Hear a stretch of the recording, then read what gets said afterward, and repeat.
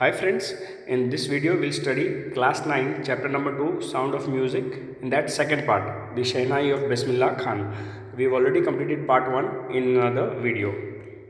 दोस्तों इस वीडियो में हम 9वीं कक्षा का दूसरा पार्ट करेंगे साउंड ऑफ म्यूज़िक का। उसमें भी दूसरा हिस्सा है the shehnai of Bismillah Khan. This chapter is very easy and simple. दोस्तों ये चैप्टर बहुत सरल और सिंपल है। My name is Kanhaiya Patel. Friends, please do not forget to like, share and subscribe my channel.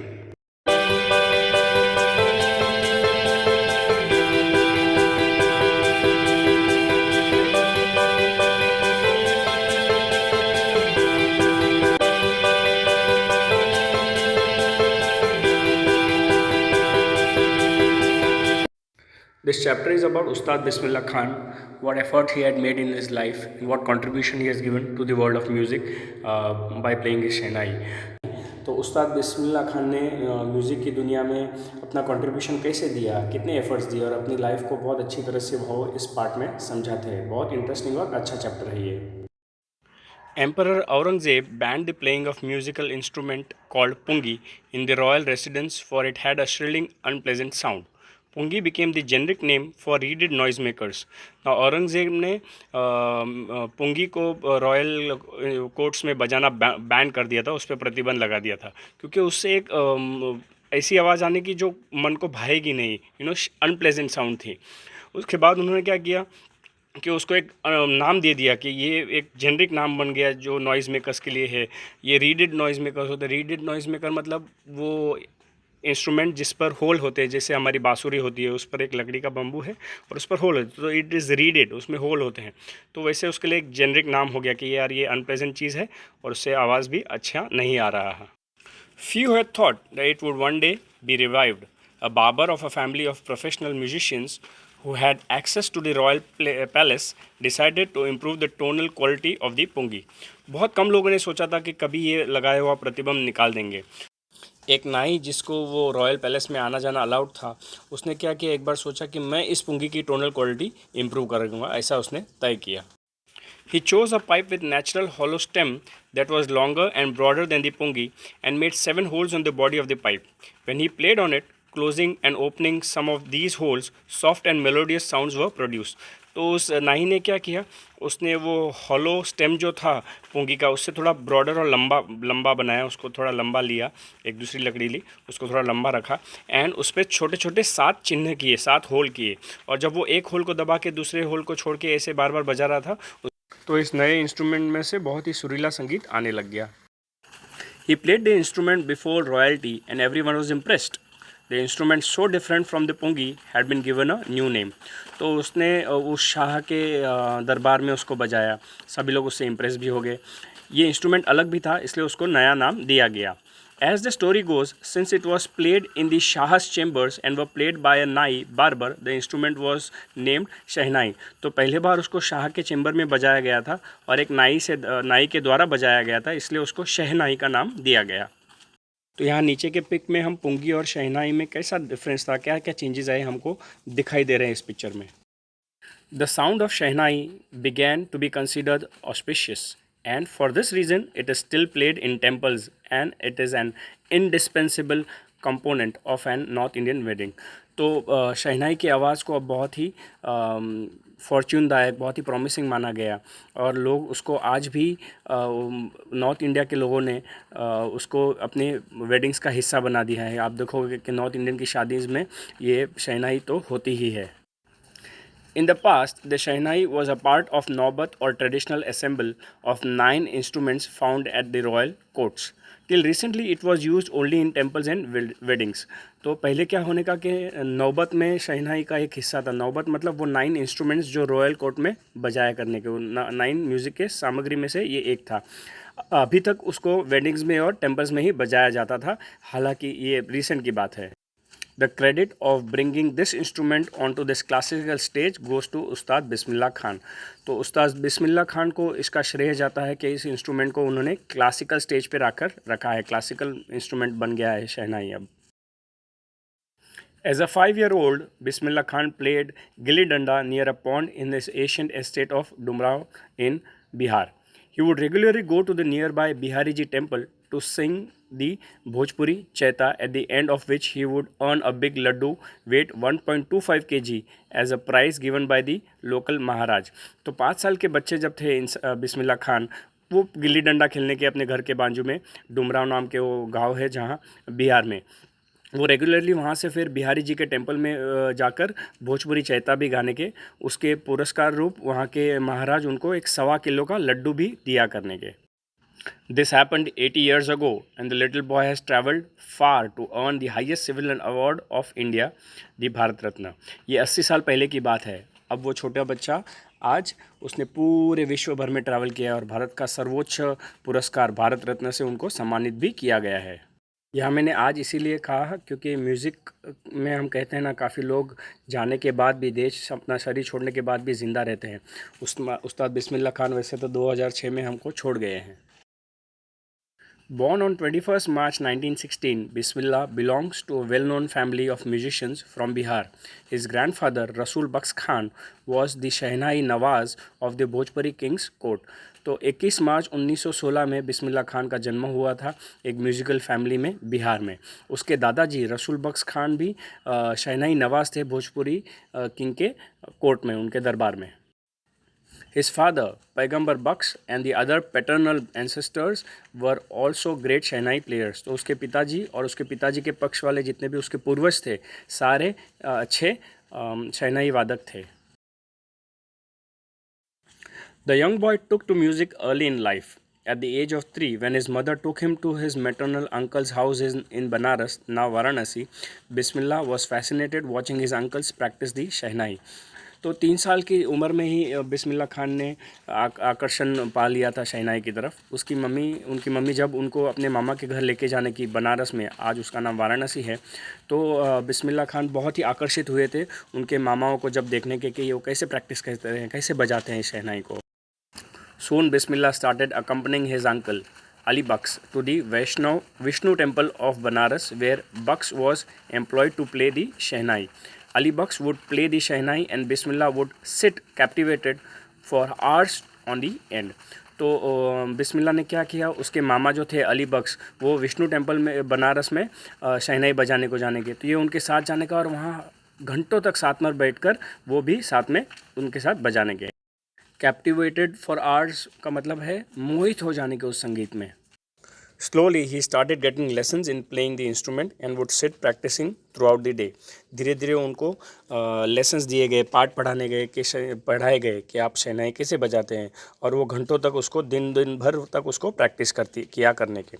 For years to come, the temple of Balaji and Mangla Maiya and the banks of Ganga became the young practitioner's favorite haunts where he would practice in solitude.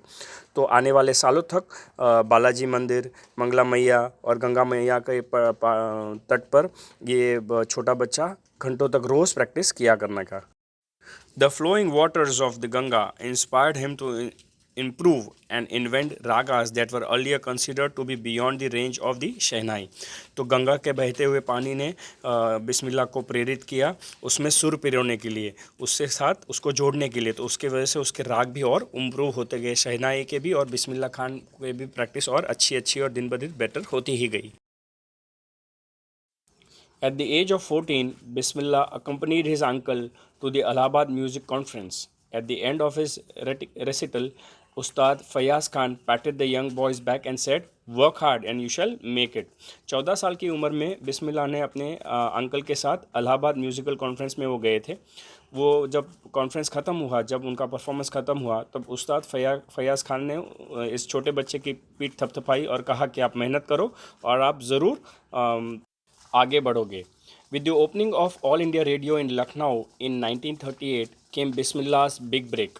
He soon became an often heard Shehnai player on the radio. तो 1938 में जब all India radio Lucknow में चालू हुआ, तब बिस्मिल्लाह खान को मौका मिला, उनको पहला ब्रेक मिला.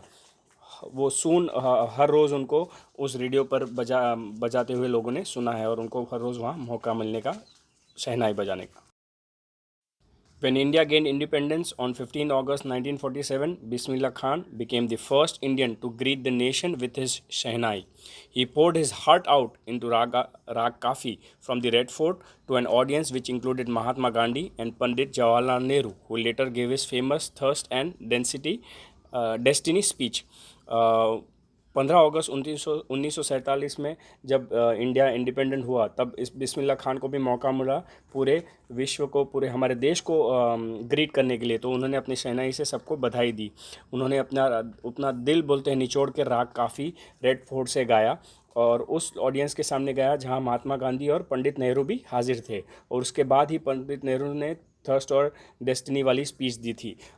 थर्स्ट और डेस्टिनी वाली स्पीच अगर आपको नहीं पता है तो प्लीज़ गूगल पे चेक इन कीजिए। ये वो एक फेमस स्पीच है जो पहली बार हमारे प्रधानमंत्री जवाहरलाल नेहरू ने इंडिया के इंडिपेंडेंस होने पर दी थी पूरे नेशन के लिए। Bismillah Khan has given many memorable performances both in India and abroad. His first trip abroad was to Afghanistan when King Zahir Shah was so taken in by the maestro that he gifted him priceless Persian carpets and other souvenirs.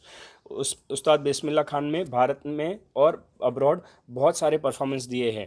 उनका first विदेशी performance Afghanistan में हुआ था। वहाँ king Zaheer इस master से इतने प्रभावित हो गए थे कि उन्होंने उनको अमूल्य पर्शियन कारपेट्स जो कालीन होती है वो उनको गिफ्ट की थी और उसके साथ और बहुत सारे गिफ्ट्स भी दिए थे। The King of Afghanistan was not the only one to be fascinated with Bismillah's music. Film director Vijay Bhatt was so impressed that after hearing Bismillah play at a festival that he named a film after the instrument called गूंज उठी शहनाई। तो अफ़गानिस्तान के राजा एक अकेले व्यक्ति नहीं थे जो इनसे आकर्षित हुए थे बिस्मिल्लाह खान से। फिल्म डायरेक्टर विजय भट्ट भी उनसे आकर्षित होकर उन्होंने अपनी फिल्म का नाम गूंज उठी शहनाई रखा था। The film was a hit and one of Bismillah Khan's composition दिल का खिलौना है टूट गया turned out to be a nation wide chart buster. ये फिल्म बहुत ही हिट हुई थी और उसमें बिस्मिल्लाह खान का जो कंपोज किया हुआ गाना था दिल का खिलौना है टूट गया पूरा नेशन वाइड चार्ट बस्टर बना था। बहुत ही प्रसिद्ध गाना बना था उस वक्त का। Despite this huge success in the celluloid world, Bismillah Khan's ventures in film music were limited to two: Vijay Bhatt's Goonj Uthi Shehnai and Vikram Srinivasan's Kannada venture, Sanadhi Appannan. I just can't come to the terms with the artificiality and glamour of the film world, he says with emphasis. तो इतनी प्रसिद्ध मिलने के बाद भी उन्होंने सिर्फ दो ही फिल्मों में अपना गाना दिया था, एक विजय भट्ट की गूंज उठी शहनाई और दूसरा विक्रम श्रीनिवासन की कन्नड़ा मूवी सनादि अपन्ना। वो कहते हैं कि वो इनकी इस ग्लैमरस दुनिया की चकाचौंध के साथ उनका कभी बनता ही नहीं है और इस चीज़ पर ज़्यादा भार देकर वो कहते हैं। सेल्यूलॉइड वर्ल्ड का मतलब है ये एक पुराना तरीका है मूवीज़ को दर्शाने का। Awards and recognition came thick and fast. Bismillah Khan became the first Indian to be invited to perform at the prestigious Lincoln Center Hall in the United States of America. तो प्रसिद्धि और उनको awards भी बहुत सारे मिले और बिस्मिल्लाह खान पहले ऐसे भारतीय बने जिनको लिंकन सेंटर हॉल में इनवाइट किया गया था अमेरिका में परफॉर्मेंस करने के लिए। He also took part in the World Exposition in Montreal, in the Cannes Art Festival and in the Osaka Trade Fair. तो मॉन्ट्रियल में वर्ल्ड एक्सपोजिशन हुआ था, वहाँ भी उन्होंने पार्ट लिया। केन्स के आर्ट फेस्टिवल में पार्ट लिया था और ओसाका ट्रेड फेयर में भी उन्होंने पार्ट लिया था। So well known he became internationally that an auditorium in Tehran was named after him, Tehran मौसीक्यू उस्ताद बिस्मिल्लाह खान। तो इतने प्रसिद्ध हो गए इंटरनेशनली कि तेहरान के एक ऑडिटोरियम को भी उसका नाम दिया गया था, तेहरान मौसीक्यू उस्ताद बिस्मिल्लाह खान। तो उस्ताद बिस्मिल्लाह खान को इंटरनेशनली भी प्रसिद्धि बहुत मिली और तेहरान के एक ऑडिटोरियम, एक बड़े से हॉल का भी नाम भी उनके नाम पर ही रखा गया है।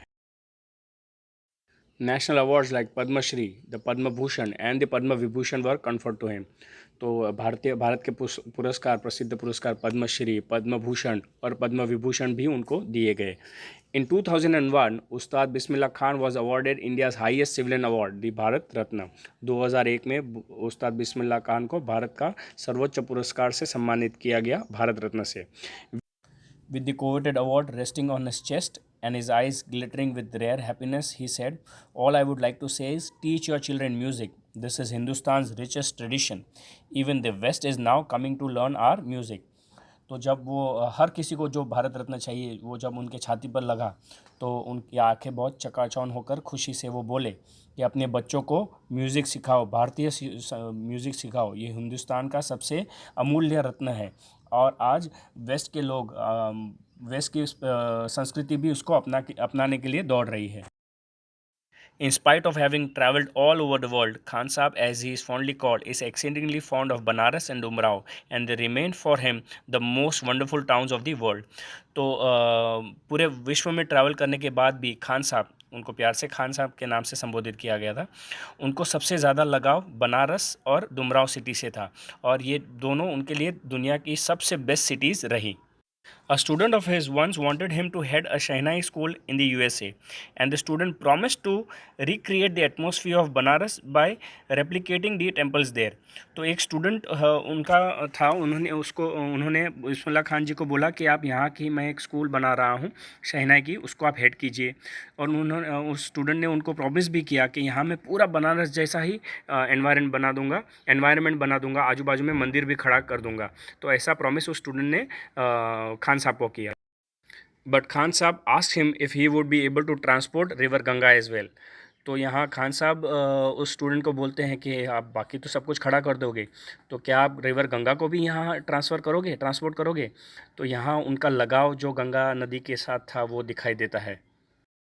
Later he is remembered to have said, "That is why whenever I am in foreign country, I keep yearning to see Hindustan.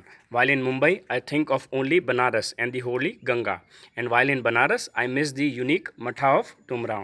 तो उनको ये वाक्य कहते कभी याद करते हैं कि जब वो फ़ॉरेन में रहते हैं तो हिंदुस्तान को मिस करते हैं, हिंदुस्तान को याद करते हैं, और जब वो मुंबई में होते हैं तो रिवर गंगा याद आती है, और गंगा के साथ साथ डुमराव का वो मठ भी उनको बहुत याद आता है।